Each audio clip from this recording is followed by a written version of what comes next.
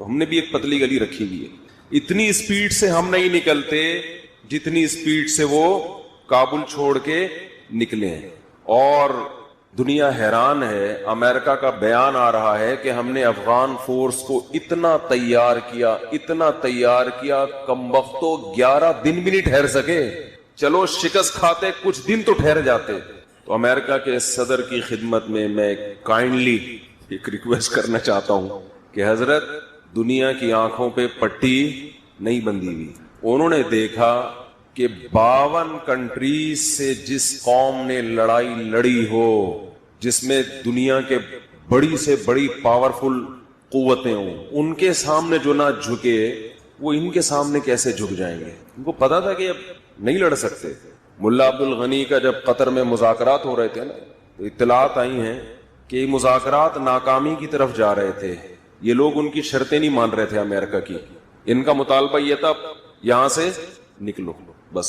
تو کہا جاتا ہے کہ جب دیکھا کہ کسی نہج پہ بات, اونٹ کسی کروٹ پہ بیٹھ نہیں رہا, تو ملا عبد الغنی اٹھے. انہوں نے کہا کہ ٹھیک ہے, اگر آپ کی سمجھ میں بات نہیں آ رہی 20 سال بعد دوبارہ بیٹھیں گے. سمجھ میں آ رہی؟ 20 سال ہو گئے لڑتے ہوئے, 20 سال بعد تو لڑ لو 20 سال اور, ہم مزید 20 سال لڑنے کے لیے تیار. سمجھ میں آ رہی ہے؟ اب تو آپ کے اچھوں کو بھی سمجھ میں آئے گی انشاءاللہ. اب تو آپ کے اچھوں کو بھی سمجھ میں آئے. افغانستان کے جو مسلمان ہیں جو پاکستان کے خلاف بہت زیادہ بمبارمنٹ کر رہے ہیں, ان افغانی بھائیوں کی خدمت میں ایک ریکویسٹ ہے. وہ یہ کہتے ہیں کہ ہمیں برباد بھی تو تم ہی نے کیا نا.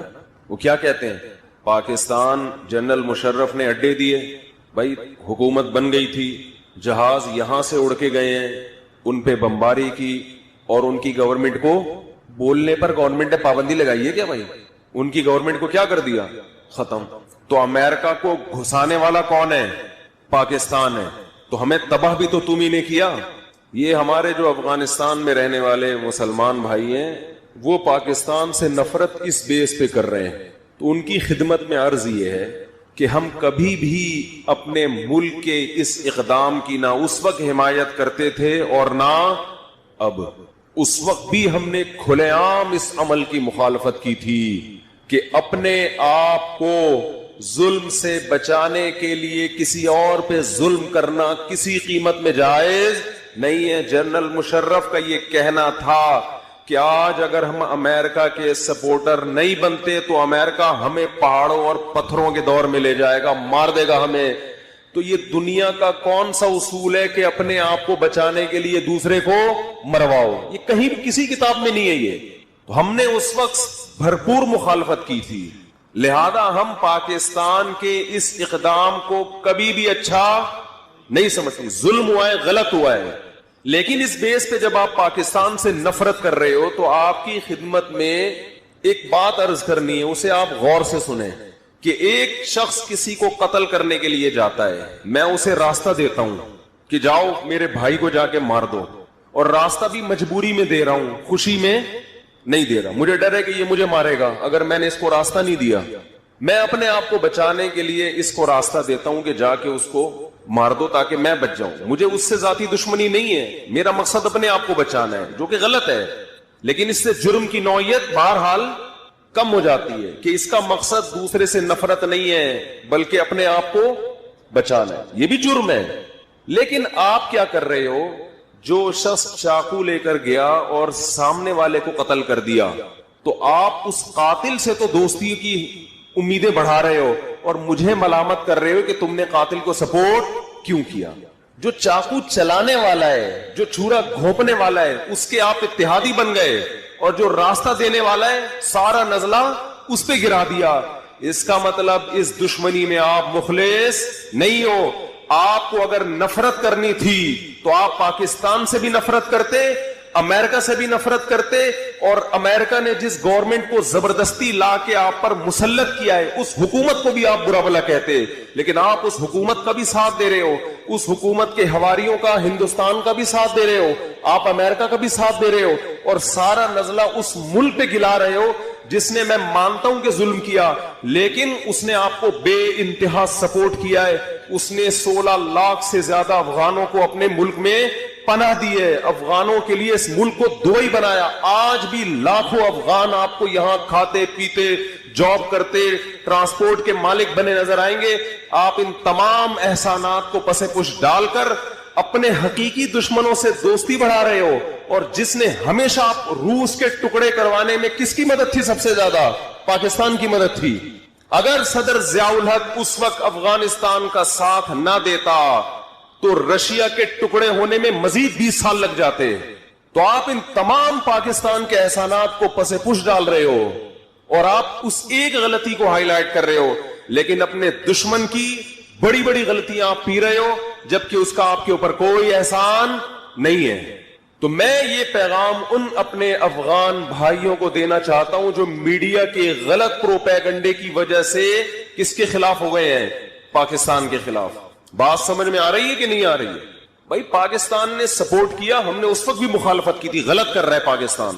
یہ جنرل مشرف نے, آج جنرل مشرف بھی اپنی آنکھوں سے دیکھ رہا ہوگا, اللہ نے اس کو اس وقت تک اسی لیے زندہ رکھا کہ تم اتنی پاورفل آرمی رکھنے کے باوجود ایک امریکہ کے سامنے ڈھیر ہو گئے. اور وہ قوم جس کے پاس کھانے کو روٹی نہیں, پہننے کو کپڑا نہیں, وہ 52 ملکوں کے سامنے آ کے کھڑی ہو جاتی اور 20 سال میں اکھاڑ کے ان کو نکال کے باہر پھینک دیتی ہے. اس وقت لبرل لوگوں نے بہت مذاق اڑایا تھا. جب امریکہ آیا نا, بمباری ہوئی اور امریکہ کو فتح ہوئی, میں مضامین اخبار میں پڑھتا تھا, ہمارے جو لبرل صحافی ہیں جو بالکل چپ چاپ منہ بند کر کے بیٹھ گئے, ایسے ان کو سانپ سونگھ گیا ہے. بولو نا بھائی, آپ نے جو اپنے شروع میں مضامین لکھے تھے رجوع کرو ان سے. تو جب مکمل امریکہ نے کنٹرول کیا تو اس وقت ہمارے جو لبرل صحافی ہیں ڈان اخبار میں جنگ میں لکھنے والے, ہم ان کے مضامین پڑھتے تھے بہت طنز کہ دیکھا طاقت غالب آ گئی ملاؤں پر, پاور غالب آ گئی بولو ملاؤں پر. آج وہ چپ بیٹھے ہوئے ہیں. اب لکھو نا مضمون, بیان کرو نا. اور یہ ایسا ہی نہیں ہو گیا, ایک ایک گھر سے 10 مردوں کے جنازے اٹھے ہیں, ایک ایک گھر سے, ایک ایک گھر سے پورے خاندان کٹ گئے ہیں. یہ پیڑے کھا کے نہیں ہوا. آج امریکہ اس شکست کی تمام تر ذمہ داری افغان گورنمنٹ پہ ڈال رہا ہے کہ تمہاری وجہ سے ہوا ہے, یہ لڑنے کے قابل نہیں ہے, یہ اپنی قوم کے ساتھ مخلص نہیں ہے. تو افغانستان میں بسنے والے مسلمان, کیونکہ وہاں فیس بک پہ بڑی جنگ ہو رہی ہے, ہمارے جو KPK کے اور کوئٹہ کے لوگ ہیں اور افغانستان کے مسلمان ہیں, ہمارے بھائی ہیں سب, آپس میں فیس بک پہ کیا ہو رہی ہے؟ جنگ. کہ یہ طالبان تو تمہارے پیدا کردہ ہیں, تم ہی نے مروایا, تم ہی نے ان کو بھیجا, اپنے ملک میں شریعت نافذ کرو نا, ہمارے ملک میں کیوں کر رہے ہو؟ اس ملک میں پاکستان شریعت نافذ نہیں کر رہا. یہ جتنے لڑنے والے لوگ ہیں یہ آپ ہی کی مٹی سے پیدا ہوئے ہیں. آپ کو اس پہ فخر کرنا چاہیے. ہم تو فخر سے بتاتے ہیں کہ افغانستان نے, افغانوں نے, اور یاد رکھو یہ جو طالبان کا لفظ استعمال ہوتا ہے, طالبان تو بہت تھوڑے سے تھے مدرسوں کے, یہ تو سارے وہی افغانی جو رشیا کے خلاف لڑتے رہے وہ, اور ان کی نسلیں اس میں شامل ہوتی رہی, نام طالبان کا لگ گیا. سارے مدرسے کے طلبہ تھوڑی ہیں, یہ تو بہت تھوڑے. یہ سارے وہ افغانی ہیں جو روس کے خلاف لڑتے لڑتے لڑتے پھر اگلی نسل ان کی نیٹو کے خلاف لڑتی رہی ہے. ان کے خون میں اللہ نے لڑائی رکھی ہے. اور اس جنگ کے بعد قیامت تک اب دنیا کی کوئی طاقت چاند پہ تو جا سکتی ہے, مریخ پہ بھی جا سکتی ہے, انشاءاللہ افغانستان کا بارڈر کراس کرنے کی ہمت نہیں کرے گی. یہ تو فخر کی بات ہے افغانیوں کے لیے, اس پہ فخر کرو, اس پہ کیوں ذلت والی باتیں کر رہے ہو؟ بولو ہماری قوم کو اللہ نے یہ وصف دیا ہے کہ ہم کبھی کسی طاقت کے سامنے گھٹنے نہیں ٹیکتے. یہ تو فخر کی بات ہے آپ کے لیے. آپ اس میں الزامات ڈال رہے ہو پاکستان کے اوپر, کبھی کسی کے اوپر, کبھی کسی کے اوپر, تو آپ کے لیے فخر کی بات ہے. آپ بولو ہم نے کیا ہے, دنیا سلوٹ کرے گی آپ کو, اور کر رہی ہے الحمدللہ. آپ اپنی فتح کو اس طرح کی باتیں کر کے ذلت میں تبدیل مت کرو. آپ سے اللہ نے ایک بہادری کا کام کروایا اور آپ کہہ رہے ہو میں نے نہیں کیا. کس نے کیا ہے؟ اس نے کیا ہے. لوگ کہیں گے ہم تو ایوارڈ آپ کو دینے کے لیے آئے تھے, اور آپ کہہ رہے ہو کیا کس نے ہے بھائی؟ اس نے کیا ہے. کبھی کوئی اپنا ایوارڈ کسی اور کو دیتا ہے؟ سب سے پہلے برطانیہ کو شکست دی. برطانیہ بھی اس ریچھ کی طرح تھا جہاں قدم رکھتا پیچھے نہیں ہٹتا.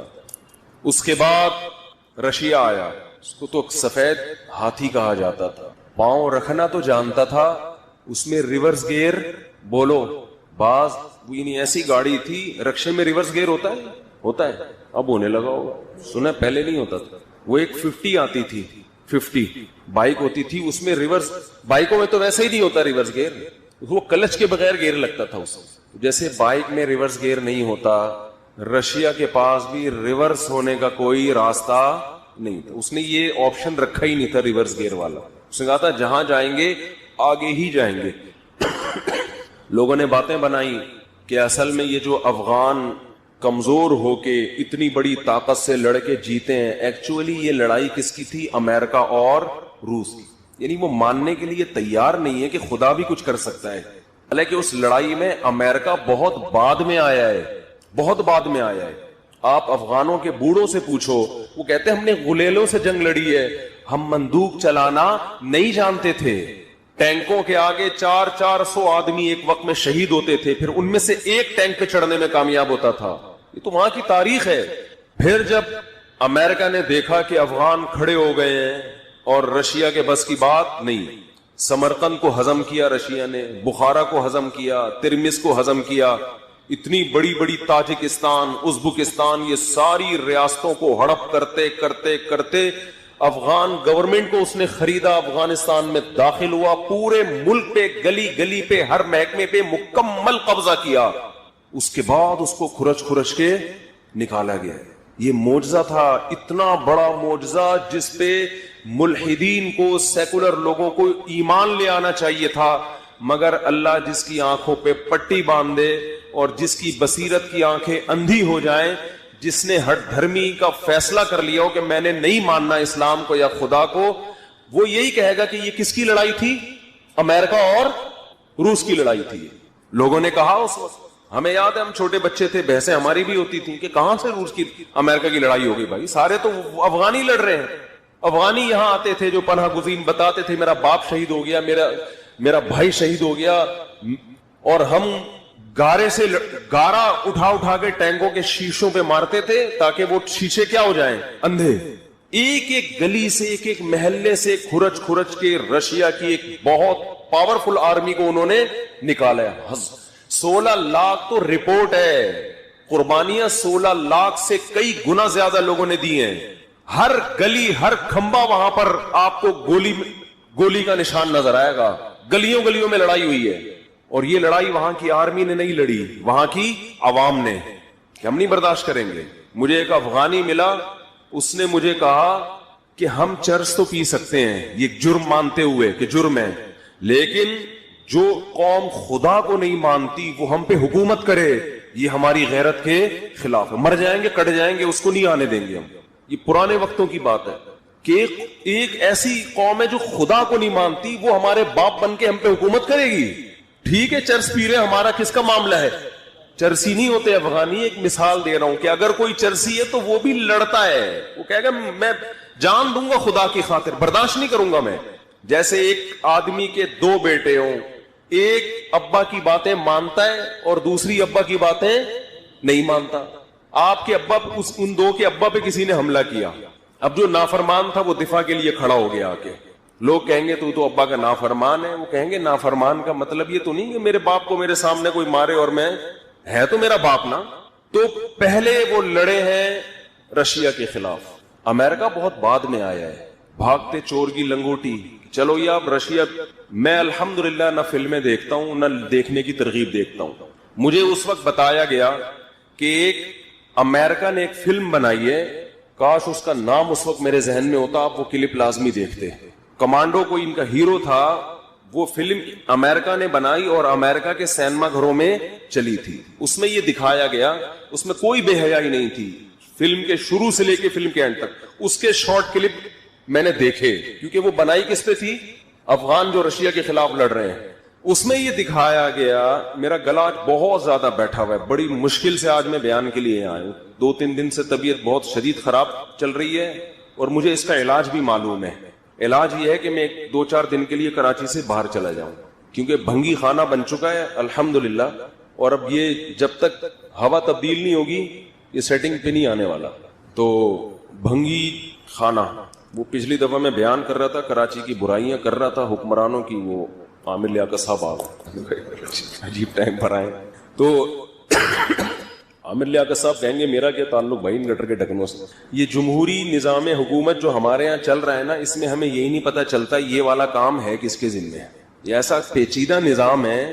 دیکھو سعودی عرب میں جاؤ گے ہر کام کے ذمہ دار بادشاہ ہے. متحدہ عرب امارات میں جاؤ گے جو غلط ہو رہا ہے لوگ کس کو پوچھیں گے؟ بادشاہ کو. ہمارے ہاں جاؤ تو کہے گا یہ میری ذمہ داری نہیں ہے، وہ کہے گا یہ میری ذمہ داری. پتہ ہی نہیں اتنے ڈپارٹمنٹ ہے کہ اس کے لیے پہلے آپ کو پی ایچ ڈی کرنی پڑے گی کہ یار ڈھکن کس وزارت کے تحت آتے ہیں، گٹر کے ڈھکن کچرے خانے کس وزارت کے تحت آتے ہیں، اور اس کا وزیر لیٹسٹ چل کون رہا ہے. اتنے سیاست دان اتنے پتہ ہی نہیں چلتا کہ بددعا کس کے خلاف کرے انسان. پھر ہم تو ہول سیل کے حساب سے کر رہے ہوتے ہیں. اللہ ہول سیل کے حساب سے کر رہا ہوں، جو واقعی مستحق ہو اس کو لگا دے، باقیوں کو معاف کر دے، کیونکہ باقیوں کو کسی اور طریقے سے آ کے لگ رہی ہے. پھر ایک آدمی پر زیادہ بددعائیں ہو جائیں صحیح نہیں ہے نا. تو میں یس کر رہا تھا کہ انہوں نے وہ فلم بنائی تو وہ اس کے کلپس میں نے دیکھے تو اس میں یہ دکھایا کہ ایک امریکہ کا ایک جرنل یا فوج کا کوئی آفیسر، اس کا عہدہ اس وقت ذہن میں نہیں ہے، وہ افغانستان جاتا ہے دیکھنے کے لیے کہ کیا ہو رہا ہے افغانستان میں. افغانی لڑ رہے ہیں ہیلی کاپٹروں کے سامنے، جہازوں کے سامنے سینہ تان کے کھڑے ہوئے ہیں، بڑی بہادری کے جوہر دکھا رہے ہیں. اتفاق سے یہ گرفتار ہو جاتا ہے اور رشین آرمی اس امریکن فوجی کو پکڑ لیتی ہے کہ تو یہاں کیا کرنے آیا ہے، آپ کا یہاں کس سلسلے میں آنا ہوا. جب اس کو پکڑ لیتے ہیں تو پھر کچھ اور امریکن اس کو چھڑانے کے لیے آتے ہیں اپنے اس فوجی کو. اس دوران دکھایا ہے کہ جب رشین آرمی نے اس امریکن جنرل کو پکڑا ہے نا تو اس سے انٹرویو لے رہے ہیں، تم یہاں کیوں آئے وغیرہ وغیرہ. حضرت موسیٰ علیہ الصلوۃ والسلام فرعون کے خوف سے اور قتل کے خوف سے سفر آپ نے شروع کیا مدین کی طرف. وَلَمَّا تَوَجَّهَ تِلْقَاءَ مَدْيَنَ قَالَ عَسَىٰ رَبِّي أَن يَهْدِيَنِي سَوَاءَ السَّبِيلِ. اب مدین کا راستہ حضرت موسیٰ علیہ السلام کو معلوم نہیں تھا، لیکن کوئی آپشن بھی نہیں تھا. اب راستہ تو معلوم نہیں ہے لیکن اب مصر میں رہ بھی نہیں سکتے، تو اس لیے مدین کی طرف رخ کیا اور فرمانے لگے اللہ سے امید ہے کہ مجھے وہ صحیح راستہ دکھا دے. ایسے موقع پہ توکل کیا جاتا ہے، یعنی اللہ توکل پہ چل پڑے. اس سے پتہ چلا توکل کہاں کیا جائے گا کہ اپنی طرف سے آپ کام پورا کر لیں. اب آپ کے پاس کوئی آپشن ہی نہیں ہے، ایک ہی کام ہے، تو اب کیا کرنا ہے؟ اللہ توکل. تو یہ موقع ہے توکل کرنے کو. بچانے کے لیے دوسرے کو مرواؤ، یہ کہیں بھی کسی کتاب میں نہیں ہے. یہ تو ہم نے اس وقت بھرپور مخالفت کی تھی، لہذا ہم پاکستان کے اس اقدام کو کبھی بھی اچھا نہیں سمجھتے. ظلم ہوا ہے، غلط ہوا ہے، لیکن اس بیس پہ جب آپ پاکستان سے نفرت کر رہے ہو تو آپ کی خدمت میں ایک بات عرض کرنی ہے، اسے آپ غور سے سنیں کہ ایک شخص کسی کو قتل کرنے کے لیے جاتا ہے، میں اسے راستہ دیتا ہوں کہ جاؤ میرے بھائی کو جا کے مار دو، اور راستہ بھی مجبوری میں دے رہا ہوں، خوشی میں نہیں دے رہا. مجھے ڈر ہے کہ یہ مجھے مارے گا اگر میں نے اس کو راستہ نہیں دیا. میں اپنے آپ کو بچانے کے لیے اس کو راستہ دیتا ہوں کہ جا کے اس کو مار دو تاکہ میں بچ جاؤں. مجھے اس سے ذاتی دشمنی نہیں ہے، میرا مقصد اپنے آپ کو بچانا ہے، جو کہ غلط ہے. لیکن اس سے جرم کی نوعیت بہرحال کم ہو جاتی ہے کہ اس کا مقصد دوسرے سے نفرت نہیں ہے بلکہ اپنے آپ کو بچانا ہے. یہ بھی جرم ہے. لیکن آپ کیا کر رہے ہو؟ جو شخص چاقو لے کر گیا اور سامنے والے کو قتل کر دیا تو آپ اس قاتل سے تو دوستی کی امیدیں بڑھا رہے ہو اور مجھے ملامت کر رہے ہو کہ تم نے قاتل کو سپورٹ کیوں کیا. جو چاقو چلانے والا ہے، جو چھرا گھونپنے والا ہے، اس کے آپ اتحادی بن گئے، اور جو راستہ دینے والا ہے سارا نزلہ اس پہ گرا دیا. اس کا مطلب اس دشمنی میں آپ مخلص نہیں ہو. آپ کو اگر نفرت کرنی تھی تو آپ پاکستان سے بھی نفرت کرتے، امریکہ سے بھی نفرت کرتے، اور امریکہ نے جس گورنمنٹ کو زبردستی لا کے آپ پر مسلط کیا ہے اس حکومت کو بھی آپ برا بھلا کہتے. لیکن آپ اس حکومت کا بھی ساتھ دے رہے ہو، اس حکومت کے حواریوں کا، ہندوستان کا بھی ساتھ دے رہے ہو، آپ امریکہ کا بھی ساتھ دے رہے ہو، اور سارا نزلہ اس ملک پہ گلا رہے ہو جس نے، میں مانتا ہوں کہ ظلم کیا، لیکن اس نے آپ کو بے انتہا سپورٹ کیا ہے. اس نے 16 لاکھ سے زیادہ افغانوں کو اپنے ملک میں پناہ دی ہے, افغانوں کے لیے اس ملک کو دبئی بنایا. آج بھی لاکھوں افغان آپ کو یہاں کھاتے پیتے, جاب کرتے, ٹرانسپورٹ کے مالک بنے نظر آئیں گے. آپ ان تمام احسانات کو پس پش ڈال کر اپنے حقیقی دشمنوں سے دوستی بڑھا رہے ہو. اور جس نے ہمیشہ آپ روس کے ٹکڑے کروانے میں کس کی مدد تھی سب سے زیادہ؟ پاکستان کی مدد تھی. اگر صدر ضیاء الحق اس وقت افغانستان کا ساتھ نہ دیتا تو رشیا کے ٹکڑے ہونے میں مزید 20 سال لگ جاتے. تو آپ ان تمام پاکستان کے احسانات کو پس پش ڈال رہے ہو اور آپ اس ایک غلطی کو ہائی لائٹ کر رہے ہو, لیکن اپنے دشمن کی بڑی بڑی غلطیاں آپ پی رہے ہو جبکہ اس کا آپ کے اوپر کوئی احسان نہیں ہے. تو میں یہ پیغام ان اپنے افغان بھائیوں کو دینا چاہتا ہوں جو میڈیا کے غلط پروپیگنڈے کی وجہ سے کس کے خلاف ہو گئے ہیں؟ پاکستان کے خلاف. بات سمجھ میں آ رہی ہے کہ نہیں آ رہی ہے؟ بھائی پاکستان نے سپورٹ کیا, ہم نے اس وقت بھی مخالفت کی تھی. غلط کر رہا ہے پاکستان. یہ جنرل مشرف نے, آج جنرل مشرف بھی اپنی آنکھوں سے دیکھ رہا ہوگا, اللہ نے اس کو اس وقت تک اسی لیے زندہ رکھا کہ تم اتنی پاورفل آرمی رکھنے کے باوجود ایک امریکہ کے سامنے ڈھیر ہو گئے. اور وہ قوم جس کے پاس کھانے کو روٹی نہیں, پہننے کو کپڑا نہیں, وہ 52 ملکوں کے سامنے آ کے کھڑی ہو جاتی اور 20 سال میں اکھاڑ کے ان کو نکال کے باہر پھینک دیتی ہے. اس وقت لبرل لوگوں نے بہت مذاق اڑایا تھا. جب امریکہ آیا نا, بمباری ہوئی اور امریکہ کو فتح ہوئی, میں مضامین اخبار میں پڑھتا تھا, ہمارے جو لبرل صحافی ہیں جو اب بالکل چپ چاپ منہ بند کر کے بیٹھ گئے, ایسے ان کو سانپ سونگھ گیا ہے. بولو نا بھائی, آپ نے جو اپنے شروع میں مضامین لکھے تھے رجوع کرو ان سے. تو جب مکمل امریکہ نے کنٹرول کیا تو اس وقت ہمارے جو لبرل صحافی ہیں ڈان اخبار میں جنگ میں لکھنے والے, ہم ان کے مضامین پڑھتے تھے بہت طنز کہ دیکھا طاقت غالب آ گئی ملاؤں پر, پاور غالب آ گئی بولو ملاؤں پر. آج وہ چپ بیٹھے ہوئے ہیں. اب لکھو نا مضمون, بیان کرو نا. اور یہ ایسا ہی نہیں ہو گیا, ایک ایک گھر سے 10 مردوں کے جنازے اٹھے ہیں, ایک ایک گھر سے, ایک ایک گھر سے پورے خاندان کٹ گئے ہیں. یہ پیڑے کھا کے نہیں ہوا. آج امریکہ اس شکست کی تمام تر ذمہ داری افغان گورنمنٹ پہ ڈال رہا ہے کہ تمہاری وجہ سے ہوا ہے, یہ لڑنے کے قابل نہیں ہے, یہ اپنی قوم کے ساتھ مخلص نہیں ہے. تو افغانستان میں بسنے والے مسلمان, کیونکہ وہاں فیس بک پہ بڑی جنگ ہو رہی ہے, ہمارے جو KPK کے اور کوئٹہ کے لوگ ہیں اور افغانستان کے مسلمان ہیں, ہمارے بھائی ہیں, سب آپس میں فیس بک پہ کیا ہو رہی ہے؟ جنگ. کہ یہ طالبان تو تمہارے پیدا کردہ ہیں, تم ہی نے مروایا, تم ہی نے ان کو بھیجا, اپنے ملک میں شریعت نافذ کرو نا, ہمارے ملک میں کیوں کر رہے ہو؟ اس ملک میں پاکستان شریعت نافذ نہیں کر رہا. یہ جتنے لڑنے والے لوگ ہیں یہ آپ ہی کی مٹی سے پیدا ہوئے ہیں. آپ کو اس پہ فخر کرنا چاہیے. ہم تو فخر سے بتاتے ہیں کہ افغانستان نے, افغانوں نے, اور یاد رکھو یہ جو طالبان کا لفظ استعمال ہوتا ہے, طالبان تو بہت تھوڑے سے تھے مدرسوں کے, یہ تو سارے وہی افغانی جو رشیا کے خلاف لڑتے رہے, وہ اور ان کی نسلیں اس میں شامل ہوتی رہی, نام طالبان کا لگ گیا. سارے مدرسے کے طلبہ تھوڑی ہیں, یہ تو بہت تھوڑے. یہ سارے وہ افغانی ہیں جو روس کے خلاف لڑتے لڑتے لڑتے پھر اگلی نسل ان کی نیٹو کے خلاف لڑتی رہی ہے. ان کے خون میں اللہ نے لڑائی رکھی ہے.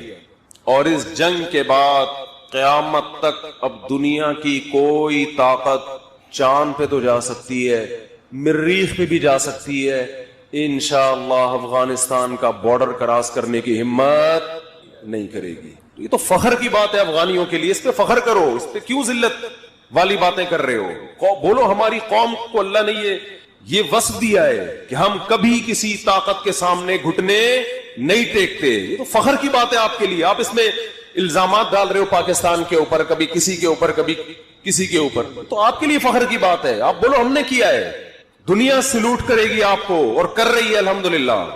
آپ اپنی فتح کو اس طرح کی باتیں کر کے ذلت میں تبدیل مت کرو. آپ سے اللہ نے ایک بہادری کا کام کروایا اور آپ کہہ رہے ہو میں نے نہیں کیا. کس نے کیا ہے؟ اس نے کیا ہے. لوگ کہیں گے ہم تو ایوارڈ آپ کو دینے کے لیے آئے تھے, اور آپ کہہ رہے ہو کیا کس نے ہے بھائی؟ اس نے کیا ہے. کبھی کوئی اپنا ایوارڈ کسی اور کو دیتا ہے؟ سب سے پہلے برطانیہ کو شکست دی. برطانیہ بھی اس ریچھ کی طرح تھا جہاں قدم رکھتا پیچھے نہیں ہٹتا. اس کے بعد رشیا آیا, اس کو تو سفید ہاتھی کہا جاتا تھا, پاؤں رکھنا تو جانتا تھا, اس میں ریورس گیئر بولو بعض یعنی ایسی گاڑی تھی, رکشے میں ریورس گیئر ہوتا ہے, ہوتا ہے اب ہونے لگا ہوگا, سنا پہلے نہیں ہوتا تھا. وہ ایک 50 آتی تھی, 50 بائک ہوتی تھی, اس میں ریورس, بائکوں میں تو ویسے ہی نہیں ہوتا ریورس گیئر, وہ کلچ کے بغیر گیئر لگتا تھا اس. جیسے بائک میں ریورس گیئر نہیں ہوتا, رشیا کے پاس بھی ریورس ہونے کا کوئی راستہ نہیں تھا. اس نے یہ آپشن رکھا ہی نہیں تھا ریورس گیئر والا. اس نے کہا تھا جہاں جائیں گے آگے ہی جائیں گے. لوگوں نے باتیں بنائی کہ اصل میں یہ جو افغان کمزور ہو کے اتنی بڑی طاقت سے لڑ کے جیتے ہیں, ایکچولی یہ لڑائی کس کی تھی؟ امریکہ اور روس کی. یعنی وہ ماننے کے لیے تیار نہیں ہے کہ خدا بھی کچھ کر سکتا ہے. حالانکہ اس لڑائی میں امریکہ بہت بعد میں آیا ہے, بہت بعد میں آیا ہے.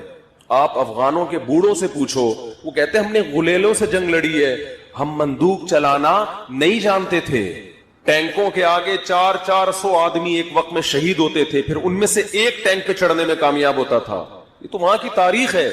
پھر جب امریکہ نے دیکھا کہ افغان کھڑے ہو گئے ہیں اور رشیا کے بس کی بات نہیں, سمرقند کو ہضم کیا رشیا نے, بخارا کو ہضم کیا, ترمس کو ہضم کیا, اتنی بڑی بڑی تاجکستان, ازبکستان, یہ ساری ریاستوں کو ہڑپ کرتے کرتے کرتے افغان گورنمنٹ کو اس نے خریدا, افغانستان میں داخل ہوا, پورے ملک پہ گلی گلی پہ ہر محکمے پہ مکمل قبضہ کیا. اس کے بعد اس کو کھرچ کھرچ کے نکالا گیا. یہ معجزہ تھا, اتنا بڑا معجزہ جس پہ ملحدین کو, سیکولر لوگوں کو ایمان لے آنا چاہیے تھا. مگر اللہ جس کی آنکھوں پہ پٹی باندھے اور جس کی بصیرت کی آنکھیں اندھی ہو جائیں, جس نے ہٹ دھرمی کا فیصلہ کر لیا ہو کہ میں نے نہیں ماننا اسلام کو یا خدا کو, وہ یہی کہے گا کہ یہ کس کی لڑائی تھی؟ امریکہ اور روس کی لڑائی تھی. لوگوں نے کہا اس وقت, ہمیں یاد ہے ہم چھوٹے بچے تھے, بحثیں ہماری بھی ہوتی تھی کہ کہاں سے روس کی امریکہ کی لڑائی ہوگی بھائی, سارے تو افغانی لڑ رہے ہیں. افغانی یہاں آتے تھے جو پناہ گزین بتاتے تھے میرا باپ شہید ہو گیا, میرا بھائی شہید ہو گیا, اور ہم گارے سے گارا اٹھا اٹھا کے ٹینکوں کے شیشوں پہ مارتے تھے تاکہ وہ شیشے کیا ہو جائیں, اندھے. ایک ایک گلی سے, ایک ایک محلے سے کھرچ کھرچ کے رشیا کی ایک بہت پاورفل آرمی کو انہوں نے نکالا.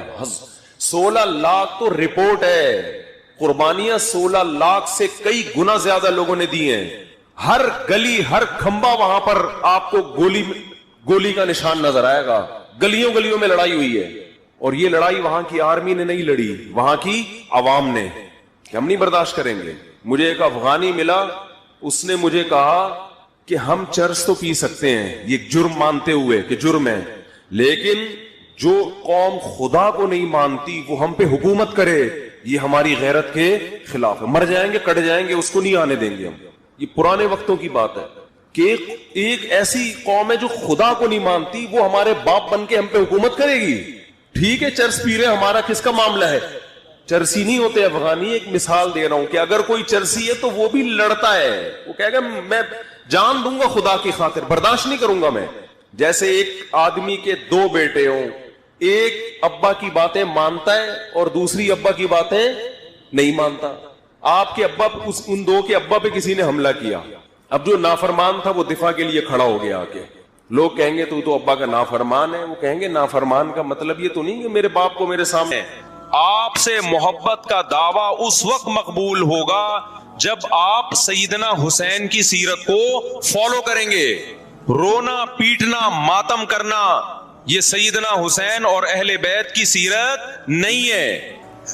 صبر کرنا, ظالم کے سامنے ڈٹ جانا, جان کے خوف سے اپنی پالیسیوں سے پیچھے نہ ہٹنا, یہ سیدنا حسین ابن علی رضی اللہ عنہ کی سیرت ہے جو آج ہمیں کہیں بھی نظر نہیں آتی. تو ہم نے بھائی دیکھنا ہے صحابہ کا طرز عمل کیا تھا. آپ بتاؤ صحابہ کو سیدنا حسین سے محبت تھی یا نہیں تھی؟ کیا غم کا پہاڑ ٹوٹا ہوگا جب اطلاع ملی ہوگی کہ سیدنا حسین ابن علی اور آپ کے اصحاب اور اہل بیت کو سب کو کربلا میں شہید کر دیا گیا ہے. کیا قیامت گزری ہوگی. کوفہ سے ایک شخص آیا نا, عبداللہ بن عمر سے پوچھنے لگا جو مارنے پر دم کا مسئلہ. انہوں نے فرمایا تم نے پیغمبر کے نواسے کو قتل کر دیا اور مسئلہ یہ پوچھ رہے ہو کہ جو مارنے پر دم آئے گا کہ نہیں آئے گا. ایک طرف تم نے پیغمبر کے نواسے کو قتل کر دیا کربلا میں, اور اب ہم سے آ کے مسئلہ پوچھتے ہو جو مارنا جائز ہے یا نہیں ہے. صحابہ کے ہاں یہ غم کم غم نہیں تھا. دیکھو حضرت معاویہ رضی اللہ تعالی عنہ کے ہاتھ پہ بھی حضرت حسین نے بیعت نہیں کی, لیکن بغاوت بھی نہیں کی. کیوں؟ بغاوت سے فتنے کا اندیشہ تھا. حضرت حسن جو حضرت حسین کے بڑے بھائی تھے, انہوں نے سیدنا معاویہ رضی اللہ تعالی عنہ کے ہاتھ پہ بیعت کی اور اس اختلاف کو ہمیشہ کے لیے اپنی کوشش کے مطابق ہمیشہ کے لیے ختم کر دیا. ختم ہوا نہیں ہوا ایک الگ بحث ہے, لیکن حضرت حسن کا مقصد کیا تھا کہ مسلمانوں کی دو جماعتوں کو میں آپس میں لڑتا ہوا نہیں دیکھ سکتا. لوگوں نے کہا آپ خلافت کے حقدار ہیں, آپ نے فرمایا میں دستبردار ہوتا ہوں سیدنا معاویہ کے حق میں. حضرت حسن بیعت ہو گئے حضرت معاویہ سے اور یہ اختلاف کو کیا کر دیا؟ ختم. حضرت حسین بیعت نہیں ہوئے, لیکن حضرت حسین نے بغاوت بھی نہیں کی. ہر ایک کی اپنی رائے تھی, حضرت حسن کی اپنی رائے تھی. ان کا خیال تھا کہ بیعت ہونا مسلمانوں کے لیے زیادہ مفید ہے, ایک پاورفل حکومت ہوگی, ایک طاقتور ریاست ہوگی, ورنہ لڑتے رہیں گے آپس میں. حضرت حسین کا موقف یہ تھا کہ میں بغاوت تو نہیں کروں گا لیکن بیعت بھی نہیں ہوں گا, کیونکہ اگر بیعت ہو گیا تو اس سے جو خلفائے راشدین کے دور میں جو خلیفہ کی سلیکشن کا طریقہ تھا وہ طریقہ ختم ہو جائے گا. تو میں اگر اس طریقے کو نہیں لا سکتا تو اس کے خلاف کو پروموٹ بھی نہ کروں میں. یہ بھی ایک رائے تھی. میں سمجھا پا رہا ہوں اپنی بات؟ بھائی رائے کا اختلاف ہوتا ہے نا. نبی صلی اللہ علیہ وسلم نے فرمایا اذا اجتہد المجتہد فإن اصاب فله اجران وإن اخطأ فله اجر واحد. جب کوئی مجتہد اللہ کی رضا کو سامنے رکھ کے اجتہاد کرتا ہے, صحیح اور غلط کا فیصلہ کرنے بیٹھتا ہے, رائے یعنی اس کا مقصد اللہ کی رضا ہو, تو اگر وہ درست نتیجے پہ پہنچے تو 2 ثواب, غلط نتیجے پہ پہنچے تو بھی 1 نیکی اس کو ملتی ہے, اس لیے کہ اس کے بس میں جو خیر خواہی کے لیے جو تھا وہ اس نے کر دیا. رائے کا اختلاف ہوتا ہے. تو حضرت حسن رضی اللہ تعالیٰ عنہ بیعت ہوئے حضرت معاویہ کے ہاتھ پہ. سیدنا حسین نہ بیعت ہوئے اور نہ آپ نے بغاوت کی, خاموشی اختیار کی.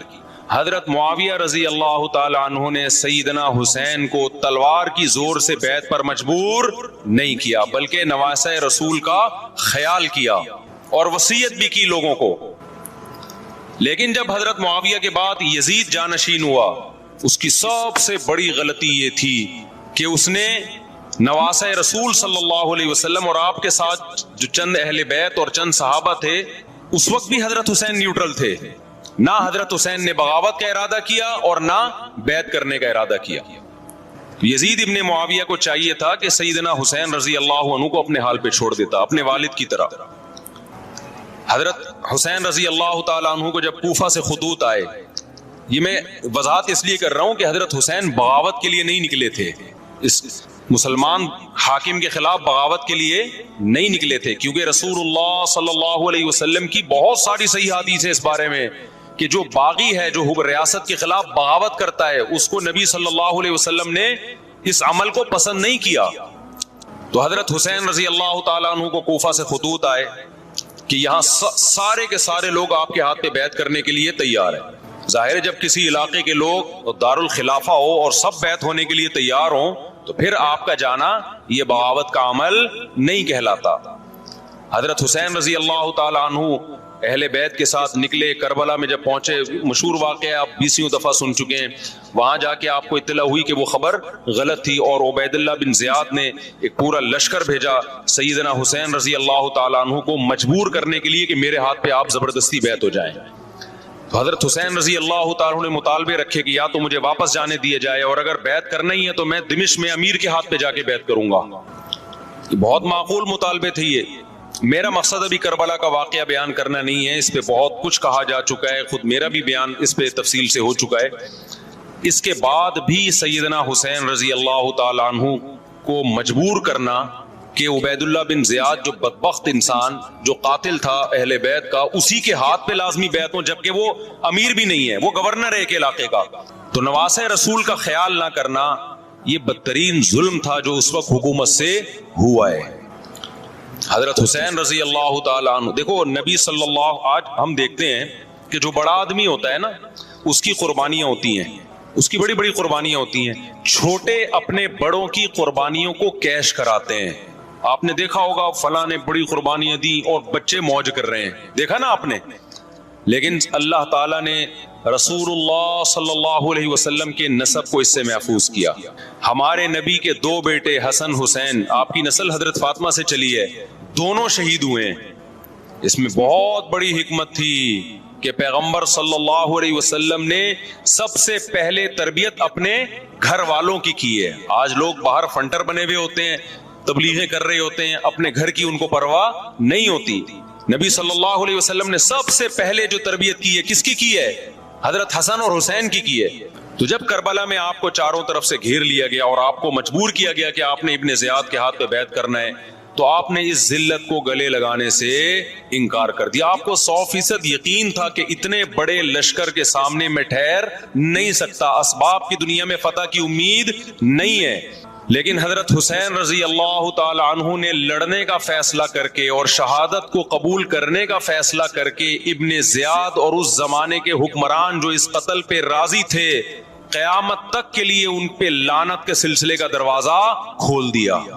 بعض دفعہ اللہ بھی یہ چاہتے ہیں کہ بدبختوں کو ڈھیل ملے تاکہ ان کا جرم سنستدرجہم من حیث لا یعلمون. قرآن کہتے ہیں نا، ہم ان کو ڈھیل دیں گے، ان کو برائی میں ہم آگے بڑھنے دیں گے، ایسے بڑھنے دیں گے کہ ان کو خود بھی پتہ نہیں چلے گا، تاکہ قیامت کے دن ان کا عذاب ان کو کئی گنا بڑھا کر دیا جائے.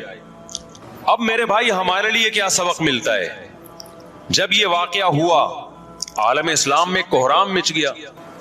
لیکن کیا اس واقعے کے بعد اہل بیت کی جو مقدس اور پاکیزہ عورتیں تھیں، کیا انہوں نے نوحہ کیا یا صبر کیا؟ آپ کا ضمیر کیا کہتا ہے؟ انہوں نے نوحے پڑے ہوں گے یا صبر کیا ہوگا؟ بولو بھائی. صبر کیا. عبداللہ بن عمر رضی اللہ تعالیٰ عنہ جو کوفہ والوں کو ملامت کیا کرتے تھے کہ تم جو مارنے کے مسئلے ہم سے پوچھتے ہو، تم نے حسین کا قتل کر دیا، تو یہ حضرت ابن عمر نے اسی لیے کہا نا کہ آپ کو اس کا غم ہوا تھا. تو ابن عمر کا عمل کیا تھا؟ کیا انہوں نے ماتم کیا؟ کیا انہوں نے چھروں سے اپنے آپ کو مارا؟ حضرت حسین کا قتل بھی ظالمانہ، اور اس سے پہلے سیدنا عثمان کا قتل بھی ظالمانہ. اگر نوحہ یا ماتم جائز ہے تو حضرت عثمان کی شہادت کے دن بھی جائز ہے، حضرت حسین کی شہادت کے دن بھی جائز ہے. اور اگر ناجائز ہے تو جیسے عثمان کی شہادت کے دن ناجائز، حسین کی شہادت کے دن بھی ناجائز ہے. سمجھ میں آ رہی ہے بات کہ نہیں آ رہی ہے؟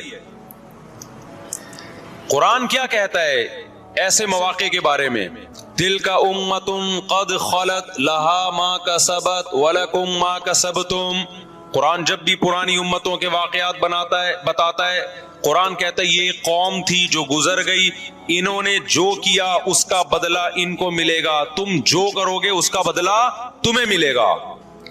تو ہمیں اللہ نے اس واقعے میں بھی بتا دیا کہ سیدنا حسین کا واقعہ، کربلا کا واقعہ جب سنا کرو تو یہ سوچا کرو یہ قوم تھی جو گزر گئی، جس نے اچھا کیا، حسین ابن علی نے اچھا کیا، ان کو اس اچھائی کا بدلہ ملے گا. اور جو حضرت حسین کے قتل کے حضرت سیدنا حسین کے مبارک خون سے جن کے ہاتھ آلودہ ہوئے، کیونکہ قتل کیا نا انہوں نے، تو لہا ما کسبت، ان کو اس ظلم کا بدلہ بھی ملے گا.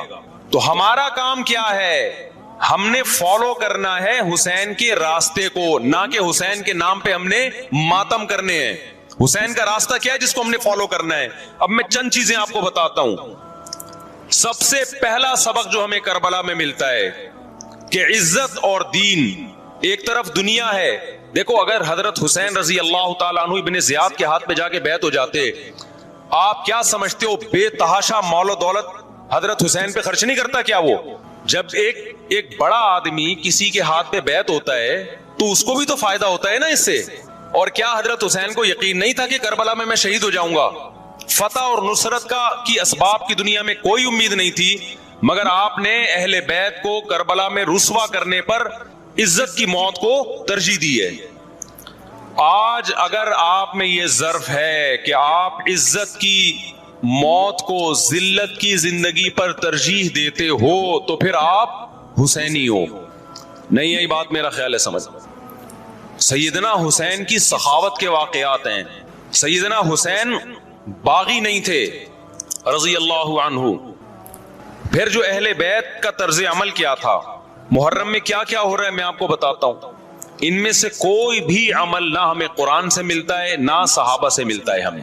تو ما انا علیہ و اصحابی جو جنتی فرقہ ہوگا اس کی جو علامتیں ہیں تو جب آپ ان علامتوں کے خلاف چلو گے، صحابہ اور تابعین کو فالو نہیں کرو گے، تو آپ پھر اپنے آپ کو سنی کہنا چھوڑ دو. آپ بتاؤ مجھے اسلام میں کوئی مہینہ منحوس ہے؟